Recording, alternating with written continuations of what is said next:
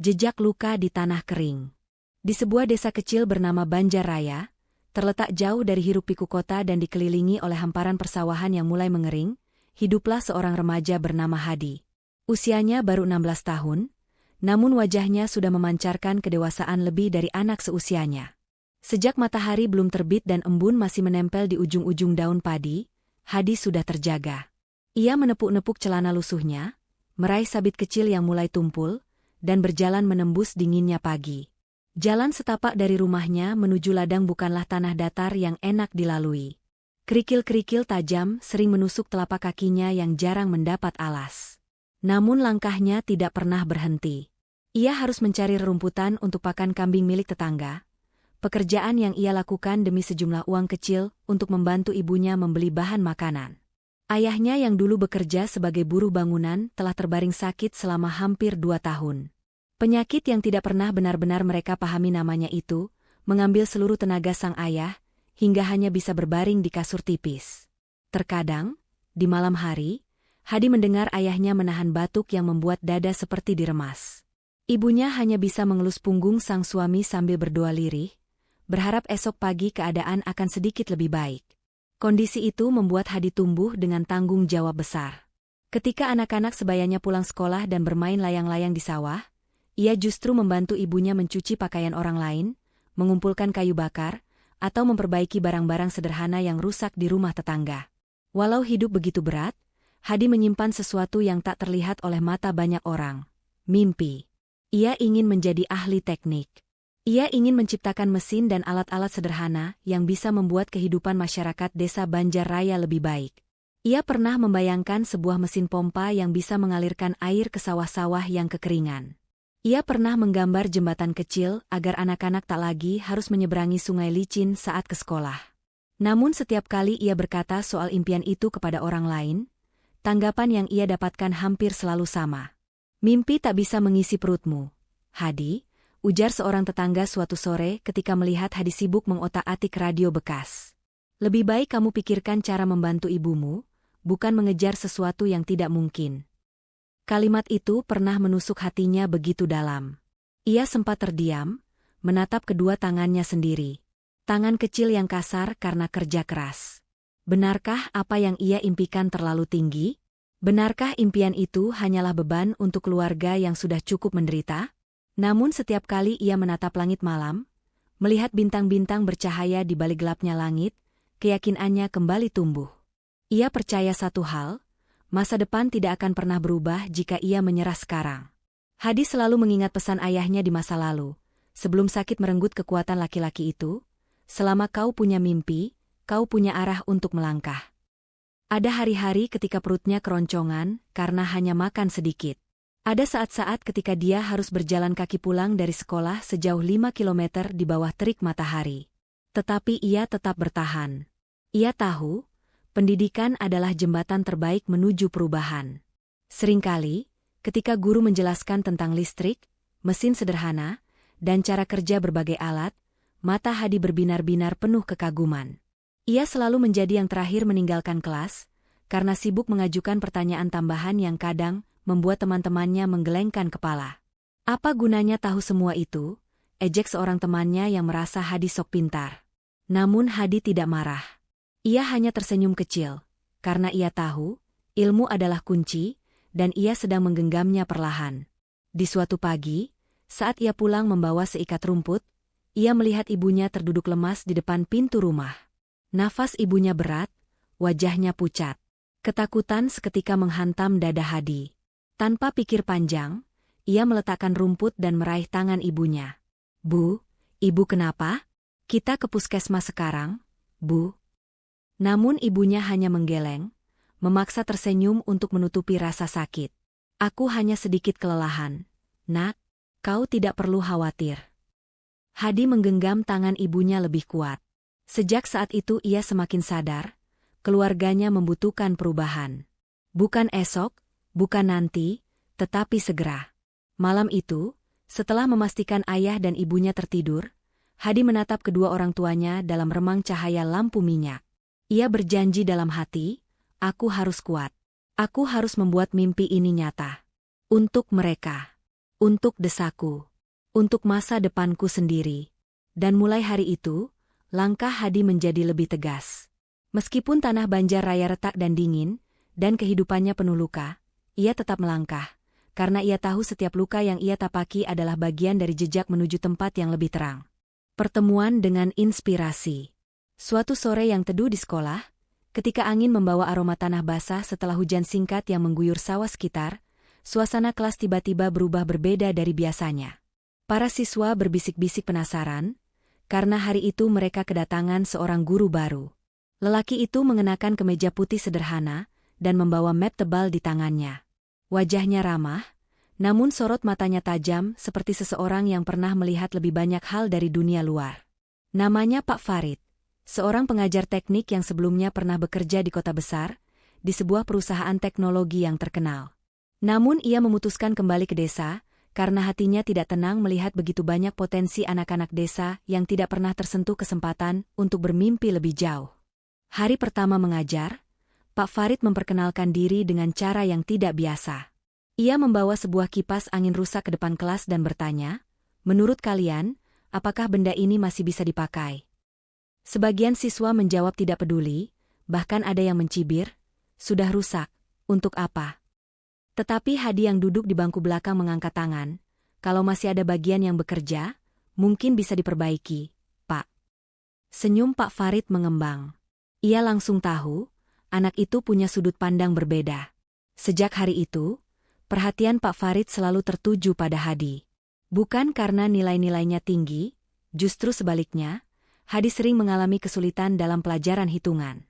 Namun semangat anak itu tidak pernah padam. Ia selalu bertanya, selalu ingin tahu lebih, dan matanya berbinar ketika membahas sesuatu yang berhubungan dengan alat dan teknologi. Di suatu sore, setelah kelas bubar dan anak-anak lain berlarian keluar untuk bermain, Hadi masih duduk menatap radio bekas yang tidak menyala. Tak lama kemudian, Pak Farid berdiri di sampingnya. "Kamu suka memperbaiki barang, ya Hadi?" tanya Pak Farid sambil mengamati. Hadi tersipu malu. "Saya hanya mencoba, Pak. Kalau bisa diperbaiki, saya senang.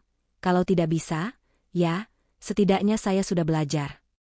Jawaban itu membuat Pak Farid semakin yakin, anak ini memiliki emas yang tersembunyi dalam dirinya. Sejak hari itu, mereka menghabiskan banyak waktu bersama di ruang praktik kecil di sekolah. Pak Farid mengajarkan berbagai hal. Bagaimana listrik mengalir dalam kabel, bagaimana motor kecil berputar, hingga bagaimana mesin sederhana bisa memberikan manfaat besar jika digunakan untuk membantu kehidupan masyarakat. Namun pelajaran paling berarti bagi Hadi bukan hanya teori atau teknis yang rumit. Yang membuat hatinya hangat adalah cara Pak Farid memperlakukannya, bukan sebagai anak miskin yang tak punya masa depan, tetapi sebagai seseorang yang berharga dan mampu. Suatu hari, Pak Farid mengajak Hadi menciptakan alat penyaring air sederhana. Mereka mengumpulkan botol bekas, pasir bersih, batu kecil, dan arang. Hadi bekerja dengan penuh antusias. Setiap langkah pembuatan selalu diiringi penjelasan detail tentang fungsi dan ilmu di baliknya. Setelah alat itu jadi, mereka mengujinya di rumah Hadi. Air keruh dari sumur belakang perlahan menetes melewati saringan, hingga menjadi lebih jernih dan layak digunakan. Ibu Hadi hampir tidak percaya melihatnya. "Masya Allah, bersih sekali," ucap beliau dengan suara bergetar, ada harapan yang seketika menyala kembali di matanya. Kabar tentang alat penyaring itu menyebar cepat di desa. Beberapa tetangga datang melihat, dan mereka kagum bagaimana sesuatu yang tampak tak berguna bisa berubah menjadi alat yang menyelamatkan banyak keluarga dari kekurangan air bersih. Bagi Hadi, itu adalah momen yang tidak akan pernah ia lupakan. Untuk pertama kalinya dalam hidupnya, mimpinya menjelma menjadi nyata. Ia berhasil melakukan sesuatu yang memberi manfaat bagi orang lain. Malam itu, Hadi duduk di bawah langit gelap ditemani ribuan bintang yang berkelip. Ia memandang ke arah rumahnya yang kecil namun, kini terasa lebih hangat, karena harapan baru telah menyalanya. Angin seakan membisikkan sebuah pesan, "Teruslah melangkah, Hadi. Jalanmu mungkin terjal, tapi kau tidak berjalan sendirian lagi." Sejak kedatangan Pak Farid, hidup Hadi terasa berbeda. Ia tidak lagi berpikir bahwa mimpinya hanya angan kosong yang tidak akan pernah terwujud. Ia mulai melihat dunia dalam gambaran yang lebih luas. Bahwa setiap alat yang ia buat bukan hanya sekadar benda, melainkan langkah kecil menuju perubahan besar. Pak Farid pernah berkata kepadanya, teknologi bukan tentang menjadi pintar atau kaya, Hadi. Teknologi adalah tentang membuat hidup manusia menjadi lebih baik. Dan kau sudah membuktikannya. Perkataannya mengendap dalam hati Hadi, menjadi api kecil yang terus berkobar. Kini, setiap pagi ia bangun bukan hanya untuk bekerja demi bertahan hidup, tetapi juga untuk mengejar sesuatu yang lebih mulia. Masa depan yang ia percaya. Hari-hari beratnya tidak berkurang. Ia tetap mencari rumput dan membantu ibunya, tetap belajar dalam keterbatasan. Namun kini ada inspirasi yang menuntunnya, seorang guru yang datang tepat pada waktu yang dibutuhkan. Dan di balik semua kesulitan itu, Hadi tahu, ia sedang berjalan menuju mimpinya. Tembok yang menghalangi. Hari itu, di papan pengumuman sekolah, terpampang sebuah poster besar berwarna biru. Tulisan di atasnya dengan jelas menyebut, Lomba Inovasi Teknologi Tepat Guna Tingkat Kabupaten. Hadiah utama berupa beasiswa dan sebuah mesin belajar untuk sekolah pemenang. Mendengar itu, hati Hadi langsung berdebar. Ia tahu, ini adalah kesempatan yang mungkin hanya datang sekali dalam hidupnya. Namun begitu ia mengungkapkan niatnya untuk ikut lomba, semesta seperti langsung mengujinya dengan segala bentuk kesulitan. Pertama, biaya transportasi menuju kota kabupaten tempat lomba berlangsung begitu besar untuk ukuran keluarganya. Bahkan uang untuk kebutuhan sehari-hari saja seringkali kurang. Bagaimana mungkin mereka bisa mengumpulkan uang untuk perjalanan, akomodasi, dan pembuatan inovasi yang akan dipresentasikan? Kedua, kondisi ayahnya semakin memburuk. Tubuhnya semakin lemah, dan batuknya semakin dalam hingga kadang membuatnya menggigil hebat. Dokter memberitahu bahwa ayah Hadi butuh pemeriksaan lebih lanjut dan obat yang lebih kuat. Biayanya tentu tidak sedikit. Tidak ada pilihan bagi ibunya selain memprioritaskan kesehatan sang ayah. Ketiga, tekanan dari lingkungan sekitar membuat langkah Hadi semakin berat. Ketika ia mulai sibuk merancang prototipe kecil untuk persiapan lomba, beberapa teman menganggap tindakannya sebagai lelucon. Kamu hanya anak desa yang hampir tidak pernah mendapatkan nilai tinggi. Untuk apa ikut lomba teknologi seperti itu? Ejek mereka sambil tertawa. Yang lain bahkan lebih meremehkan. Mesinmu itu pasti akan rusak sebelum lomba dimulai. Tidak usah bermimpi terlalu tinggi, Hadi. Setiap kata yang terlontar seperti batu yang menghantam dadanya, menimbulkan luka yang tidak terlihat. Bahkan orang-orang yang lebih tua tak kalah menyakitkan dalam komentar mereka. Sebaiknya Hadi membantu ibunya saja daripada membuang waktu pada sesuatu yang tak pasti, kata salah satu tetangga kepada yang lain, tepat di depan rumah Hadi. Ia mendengarnya, namun hanya bisa diam. Semua keraguan itu perlahan menyusup dalam pikirannya. Ia mulai bertanya kepada dirinya sendiri, benarkah aku bisa? Apakah semua ini hanya usaha sia-sia? Malam itu, setelah menyelesaikan pekerjaan mencari rumput, Hadi duduk sendirian di belakang rumah. Cahaya bulan memantulkan bayangannya di tanah, seperti menunjukkan betapa kecil sosoknya di tengah dunia yang keras. Ia memeluk lutut dan menahan isak tangis agar tidak terdengar oleh orang tua yang tengah beristirahat. Air matanya jatuh begitu saja. Untuk pertama kalinya dalam waktu yang lama, ia merasa benar-benar sendirian. Berat rasanya memikul mimpi ketika kenyataan seolah berkata ia tidak pantas memilikinya. Dalam isak yang lirih, ia berkata pada dirinya sendiri, mungkin mereka benar. Mungkin aku memang hanya seorang anak desa yang tidak akan pernah berarti. Namun sebelum rasa putus asa itu sepenuhnya menenggelamkan semangatnya, terdengar langkah pelan mendekat. Ibunya berdiri di belakangnya, membawa selimut kecil. Tanpa bertanya apapun, beliau duduk di samping Hadi dan memeluk bahu putranya. Kenapa menangis sendirian, Nak? Suara ibunya pelan namun penuh kelembutan. Hadi berusaha menyembunyikan wajahnya, namun suaranya pecah. Aku hanya ingin melakukan sesuatu yang bisa mengubah hidup kita, Bu. Tapi semuanya terasa mustahil. Ibunya tersenyum, mengusap rambut Hadi yang basah oleh air mata. Nak, ucapnya dengan suara yang terdengar begitu kuat meski tubuhnya tampak rapuh. Derita ini adalah sahabat kita. Ia selalu menemani kita kemanapun kita pergi. Tapi jika kau mau berteman dengan mimpi, maka jangan pernah tinggalkan langkahmu. Hadi terpaku. Kata-kata itu menembus hatinya lebih dalam dari semua ejekan yang ia dengar selama ini. Dalam pelukan ibunya, ia merasakan kembali sebuah keyakinan yang sempat hilang. Ibunya melanjutkan, "Kau telah jauh melangkah. Jangan biarkan keraguan orang lain membuatmu mundur. Jika kau menyerah sekarang, bagaimana dengan mimpi yang kau jaga selama ini? Bukankah kau ingin membuat ayahmu bangga? Bukankah kau ingin desa ini berubah?" Hadi mengangguk pelan. Air matanya masih jatuh. Namun kini bukan karena putus asa. Ada harapan baru yang mulai tumbuh lagi, kecil, tapi nyata. Setelah ibunya kembali masuk rumah, Hadi menatap langit yang dipenuhi bintang. Ia memejamkan mata dan menarik napas panjang. Tak peduli seberapa besar tembok yang menghadangnya, ia tahu ia tidak bisa berhenti sekarang. Keputusan itu ia simpan kuat-kuat dalam hati. Ia akan mengikuti lomba itu. Apapun risikonya. Esok paginya, Hadi menemui Pak Farid dan menceritakan semua kesulitan yang ia hadapi. Sang guru tidak terkejut, tapi justru menepuk pundaknya dengan bangga. "Perjalanan menuju mimpi memang tidak pernah mudah, Hadi," ujar Pak Farid. "Jika terlalu mudah, maka semua orang bisa melakukannya. Tapi kau berbeda. Kau punya keberanian untuk bermimpi." Bersama-sama, mereka mulai menyusun rencana. Pak Farid akan membantu bagian teknis dan biaya bahan alat sebisa mungkin. Sementara biaya perjalanan, mereka akan cari cara untuk menanggungnya, meski entah bagaimana. Di hati Hadi, semangat yang sempat redup kini menyala lebih terang. Meski banyak tembok yang berdiri di hadapannya, ia tahu satu hal. Tembok ada untuk dilewati, bukan untuk dihentikan. Panggung pembuktian. Dengan bantuan Pak Farid dan donasi kecil dari warga yang percaya, Hadi akhirnya berangkat lomba. Tangan dan kakinya gemetar ketika memperlihatkan inovasinya, alat pembangkit listrik sederhana dari aliran air sawah. Para juri terkejut.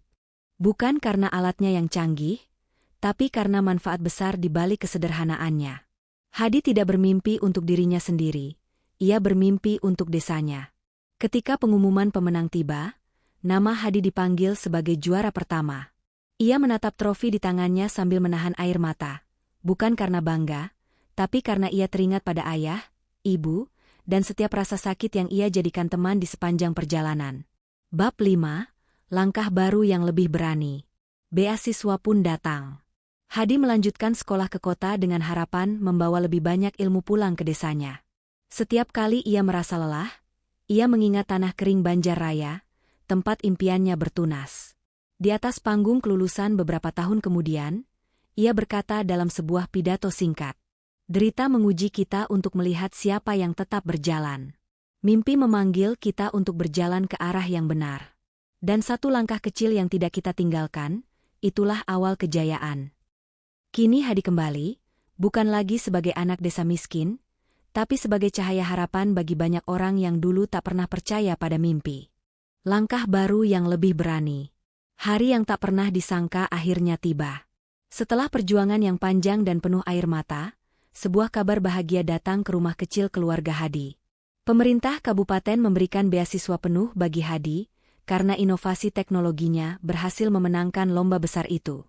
Bukan hanya biaya sekolah, beasiswa itu juga mencakup kebutuhan tinggal dan belajar di kota. Ketika surat itu tiba, ibunya langsung menitikkan air mata haru, sementara ayahnya yang masih terbaring sakit menggenggam tangan Hadi erat-erat. "Ayah bangga padamu, Nak," bisiknya dengan suara lemah namun penuh kebahagiaan yang sulit disembunyikan. Bagi Hadi, itu adalah momen ketika seluruh rasa penat dan luka yang ia bawa selama ini terasa berubah menjadi energi baru. Ia tahu jalan masih panjang. Tapi langkahnya kini kokoh, lebih kuat dari sebelumnya. Hari keberangkatan pun tiba. Dengan tas kecil yang berisi beberapa pakaian sederhana dan sebuah buku catatan yang diberikan Pak Farid, Hadi meninggalkan desanya untuk pertama kali. Saat ia naik ke bus tua yang akan membawanya menuju kota, ia memandang sawah kering, rumah-rumah papan, dan jalan tanah yang selalu menjadi saksi setiap langkah perjuangannya. Ia menunduk sejenak, lalu berbisik pelan, seolah berbicara pada tanah kelahirannya. "Aku akan kembali dengan membawa harapan baru." Perjalanan hidup Hadi di kota ternyata bukan hal yang mudah. Ia harus menyesuaikan diri dengan teknologi yang jauh lebih maju, dan teman-teman sekelas yang sebagian besar berasal dari keluarga berada. Ada masa ketika ia merasa begitu kecil, bahkan nyaris tenggelam dalam rasa minder.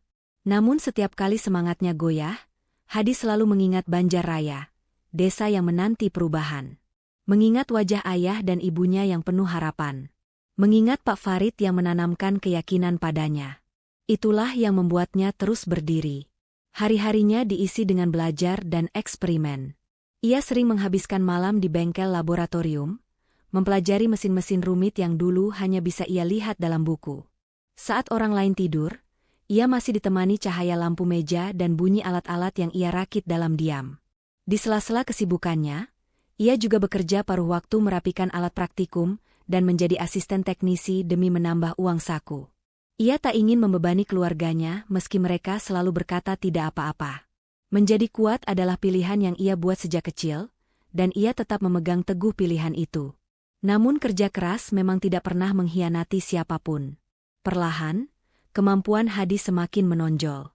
Ia mulai dikenal sebagai mahasiswa yang selalu memiliki ide praktis untuk membantu masyarakat desa. Ia sering diajak mengikuti seminar dan pelatihan teknologi terapan. Sampai akhirnya, Hadi berhasil mengembangkan sebuah alat irigasi otomatis bertenaga surya yang sangat cocok untuk daerah kekeringan seperti Banjarraya. Alat itu sederhana namun mampu mengalirkan air ke petak sawah kecil tanpa membutuhkan biaya listrik.